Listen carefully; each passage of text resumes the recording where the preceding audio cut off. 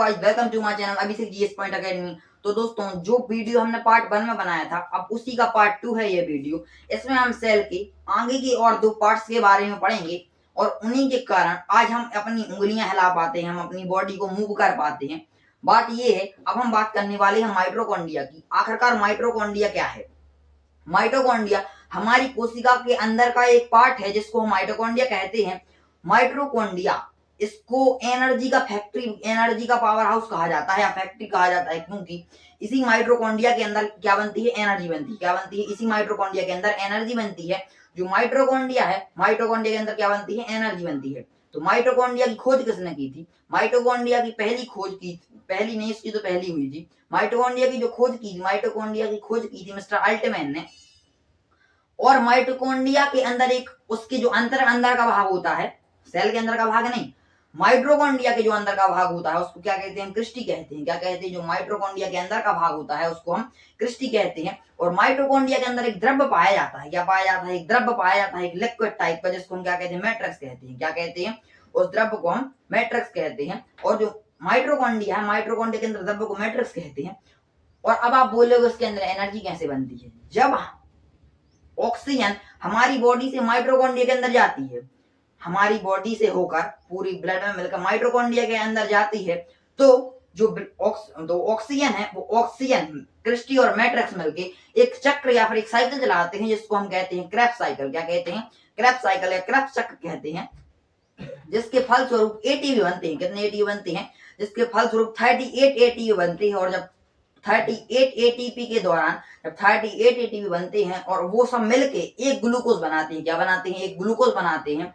और एक ग्लूकोज को जब बारीकी से तोड़ा जाता है तो 4.22 किलो कैलोरी एनर्जी बनती है। अब आप बोलेंगे कि ये किलो कैलोरी क्या है? क्या है? जो एनर्जी होती है, हम किसी भी चीज को तोलते हैं, नापते हैं किलो में, लीटर में, पर जो एनर्जी होती है उसको हम किलो कैलोरी में नापते हैं। कितनी? किलो कैलोरी में। तो 4.2 किलो कैलोरी एनर्जी बनती है। हाँ, और जो गोल्गी बॉडी उसका परिवहन कर देता है। अब आरएनए वगैरह मैं बाद में बताऊंगा और राइबोसोम भी मैं बाद में बताऊंगा। और जो माइटोकॉन्ड्रिया है, माइटोकॉन्ड्रिया के पास स्वयं का राइबोसोम पाया जाता है। और आप लोग समझ रहे होंगे, माइटोकॉन्ड्रिया के पास अगर स्वयं का राइबोसोम पाया जाता है तो राइबोसोम एक प्रकार का आरएनए है। और माइटोकॉन्ड्रिया के पास अगर स्वयं का राइबोसोम है तो वो आरएनए ही माना जाएगा। इसका मतलब माइटोकॉन्ड्रिया के पास स्वयं का आरएनए भी है। अब हम आते हैं नेक्स्ट चीज पे, गोल्गी बॉडी, जो माइटोकॉन्ड्रिया से उत्पन्न ऊर्जा का परिवहन करता है। क्या करता है? जब माइटोकॉन्ड्रिया से जो एनर्जी बनती है उसका परिवहन वह दूसरी जगह कर देता है। कैसे? माइटोकॉन्ड्रिया उत्पन्न ऊर्जा का परिवहन करता है। जब माइटोकॉन्ड्रिया से एनर्जी बनती है तो गोल्गी बॉडी जिस जगह पे एनर्जी जरूरत पड़ती है, यहाँ से उठा के उस जगह पे रख देता है। क्या करता है? यहाँ से जगह के उस जगह पे रख देता है। गोल्गी बॉडी रख देता है माइटोकॉन्ड्रिया से निकली एनर्जी। जैसे कि यहाँ पे कोई सेल डिवीजन चल रहा है और हमें एनर्जी बन रही है जहां तक, जहां काम नहीं होता जिस जगह पे, तो यहाँ की एनर्जी को थोड़ी उठा के यहाँ जहाँ सेल डिवीजन चल रहा है, वहां पे काम हो रहा है, वहां पे रख देगा। इसी को हम गोल्गी बॉडी कहते हैं। और गोल्गी बॉडी एक काम और करता है। गोल्गी बॉडी एंडोप्लाज्मिक रेटिकुलम के साथ मिलकर, काय के साथ मिलकर?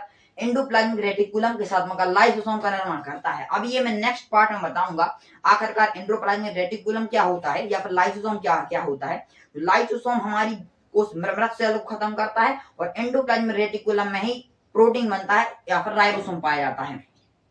तो अब हम गोल्गी बॉडी पर आते हैं। गोल्गी बॉडी की खोज मिस्टर पैलेट ने, कैमिल गोल्जी ने की थी। किसने की थी? कैमिल गोल्जी ने की थी गोल्गी बॉडी की खोज।